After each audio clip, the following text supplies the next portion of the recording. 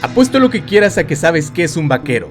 Y es que cómo no saberlo. Los libros, la televisión, la radio, los videojuegos e inclusive las clases de historia se han encargado de contarnos las épicas historias de aquellas personas que se atrevieron a domar el viejo oeste y escapar de la civilización que siempre les iba pisando los talones.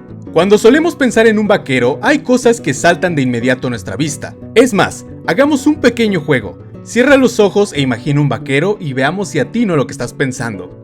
Te estoy viendo, ciérralos. Un vaquero que se da a respetar sí o sí tenía que tener un caballo, un lazo, un par de botas con espuelas puntiagudas, un revólver y puede que un poncho también. ¿Qué dices? ¿La atiné? ¿Me quedé cerca? No olvides hacérmelo saber en los comentarios. Seguramente estás pensando que me olvidé de algo, que de hecho es lo más importante, ya que como dice un vaquero famoso del cine, sin sombrero no hay vaquero. Y es que aunque parezca difícil de creer, el sombrero vaquero es de los inventos más importantes de la época, al punto de que muchos de nosotros no podemos concebir un vaquero sin este invento tan icónico e importante. Invento que, por cierto, también nos cuenta la historia de su creador, John B. Stetson, el cual decidió recorrer el salvaje oeste sin imaginar que ese viaje iba a terminar cambiando su vida por completo. Pero, ¿cómo fue que el sombrero vaquero fue tan importante? ¿Cuál es la historia de este mítico objeto? Hey, ¿qué onda? Mi nombre es Gabo Aran y el día de hoy veremos la historia del sombrero de vaquero y cómo cambió el salvaje oeste.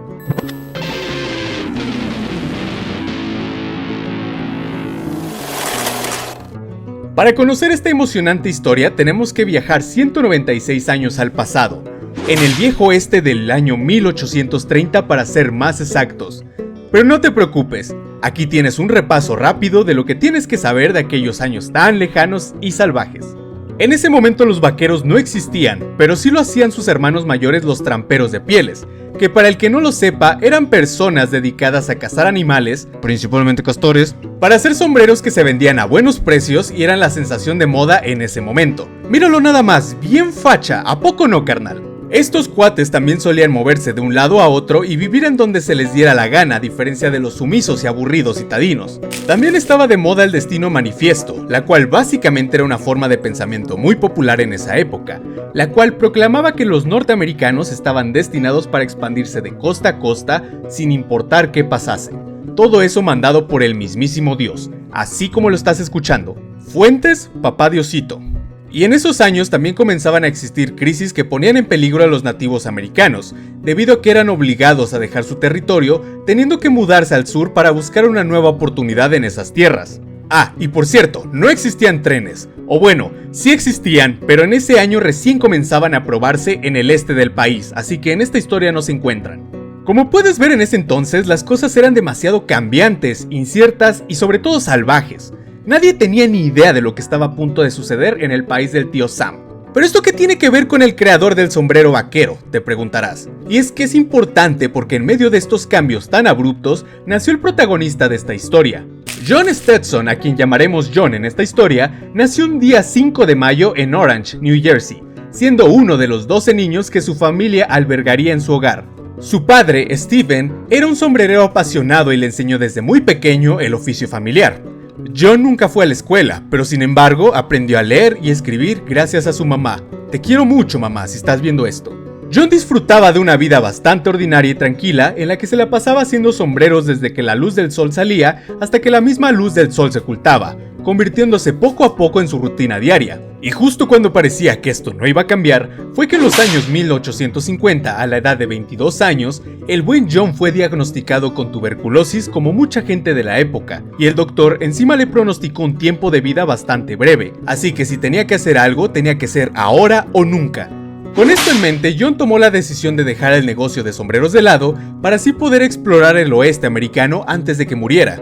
Una historia digna de película de vaqueros, si me lo preguntas. Obviamente, para lograr ese sueño tan salvaje, iba a necesitar dinero a lo largo del viaje. Es por ello que al llegar a St. Joseph, Missouri, trabajó en una ladrillera, siendo tan bueno que eventualmente terminó convirtiéndose en gerente de la misma. Sin embargo, la suerte no estuvo del todo de su lado, porque poco después la ladrillera terminó por inundarse al mismo tiempo que perdía todo su progreso hasta ese momento. Poco tiempo después de esa mala experiencia, decidió probar suerte registrándose en el ejército durante la Guerra Civil Americana, pero fue rápidamente rechazado por su mala condición de salud derivada de la tuberculosis. Es ahí que en medio de la tormenta de mala suerte tomó una decisión que terminaría por cambiar el rumbo de su vida por completo, pero no de la forma en la que él esperaba.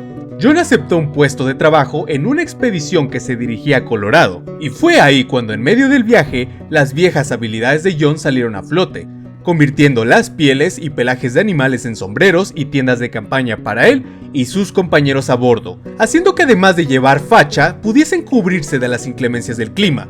La idea de su vida terminó de germinar en su cabeza cuando de pronto en ese mismo viaje, un vaquero que iba de paso le compró uno de sus sombreros en nada más y nada menos que $5. Y sí, justo como lo estás pensando, $5 de ese momento equivale a demasiado dinero actual, $175 o 3,000 pesos mexicanos para ser exactos. Imagina ganar esa cantidad de dinero por un sombrero. Hasta yo acababa motivado, cabrón. Fue en ese momento cuando John se dio cuenta de que combinando las habilidades de su pasado y todo su viaje, podía crear algo que sirviera no solo a su presente, sino también a su futuro. Después de este viaje buscó un trabajo minando oro durante todo un año con la única meta de poder ahorrar el suficiente dinero para su siguiente gran proyecto. No como tu amigo que no agarra ni por error la pala. Después de un año de trabajo duro, decidió regresar a Filadelfia y comenzar así su propio negocio de creación de sombreros en 1865. Pero para ese momento, la misión de John iba mucho más allá de crear sombreros, ya que se encontraba decidido a crear aquel sombrero definitivo, uno que fuese inolvidable e imposible de ignorar. Algo que ayudara a llevar su espíritu cabalgando por todo el oeste a través de la eternidad. John comenzó a crear distintos prototipos de su modelo estrella que más tarde terminaría por llamarse el Boss of the Plains, o Jefe de las Planicies, utilizando todo el conocimiento que había adquirido viajando en las caravanas de vaqueros, y en sus distintos trabajos se dio cuenta de que los distintos sombreros usados hasta ese momento solían ser en su mayoría feos, incómodos e imprácticos.